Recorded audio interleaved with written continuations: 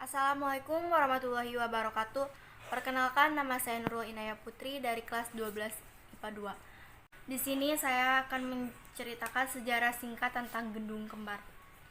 Dari namanya tentu saja sudah tahu bahwa gedung ini adalah dua bangunan yang mempunyai bentuk yang sama dan berdampingan. Kabarnya gedung ini dibangun pada abad ke-19 usai Purwakarta masuk ke dalam Kresidenan Karawang di tahun 1854. Namanya memang diambil dari sebutan para pribumi. Hal ini disebabkan bentuk bangunan sama serta mirip dan juga berdampingan, layaknya pintu gerbang.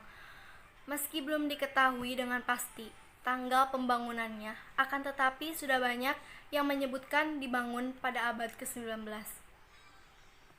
Bahkan ada yang menyebutkan bahwa pembangunan ini dibangun pada paruh kedua di abad ke-19. Hal ini disebabkan dengan gaya arsitektur klasik Eropa yang sangat kental dan cukup menarik.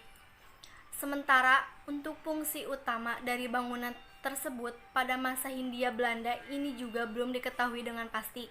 Kabarnya bangunan ini diperuntukkan untuk memperindah kota Purwakarta di mana kala itu menjadi ibu kota kresidenan. Sedangkan kabar lainnya adalah bangunan tersebut adalah pintu gerbang menuju arah ke stasiun kereta api.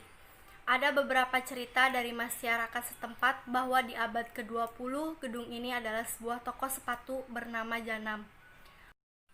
Toko ini dimiliki oleh orang Indonesia keturunan Cina. Ketika masa kependudukan Jepang, gedung di area selatan ini digunakan untuk studio foto oleh tentara Jepang. Ketika menginjak revolusi kemerdekaan, bangunan di sisi utara dijadikan markas BKR.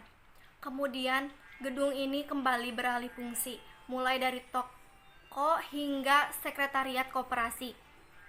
Gedung di sisi utara bahkan pernah menjadi kantor Kapolsek Purwakarta sekitar tahun 1985 sampai 1987, di mana kantor Kapolsek ada di sisi utara tersebut. Belum begitu banyak data dan juga dokumen mengenai fungsi gedung kembar tersebut dari masa ke masa, akan tetapi sejarah kota Purwakarta memang tidak bisa dilepaskan dari gedung tersebut. Apalagi bangunan ini mempunyai nilai sejarah yang cukup kental meski jauh dibandingkan dengan pendopo, gedung kresidenan hingga stasiun kereta api. Sekarang ini kondisinya sudah mengalami beberapa pemugaran tanpa sedikit pun mengubah ciri khas serta ikonnya. Sekarang ini digunakan untuk museum dengan diorama Balai Panyawangan Nusantara. Sedangkan di tahun 2002 ini sempat dijadikan kantor Bupati Purwakarta. Lalu di bagian selatan dijadikan kantor Perpustakaan Daerah Kabupaten Purwakarta. Di era kepemimpinan Deddy Mulyadi, pembangunan heritage ini sekarang diambil alih dan fungsinya diubah menjadi fasilitas publik. Hingga sekarang fungsinya diubah menjadi Museum Diorama Digital Balai Panyawangan Purwakarta. Museum ini berisikan mengenai kisah sejarah kesundaan dan juga perkembangan Kabupaten Purwakarta dari masa ke masa. Sedangkan di salah satu area adalah ruang kerja dari Bupati Deddy Mulyadi, ada pula Gedung Negara Balai Negeri yang di lokasinya di Komplek Pendopo Kabupaten Purwakarta. Bangunan heritage ini memiliki sisi romantika tersendiri, apalagi perawatannya juga sangat spesial dan khusus, praktis, memiliki dua fungsi yaitu rekreasi dan sejarah. Museum ini menceritakan mengenai perkembangan Purwakarta dari masa lampau hingga masa depan.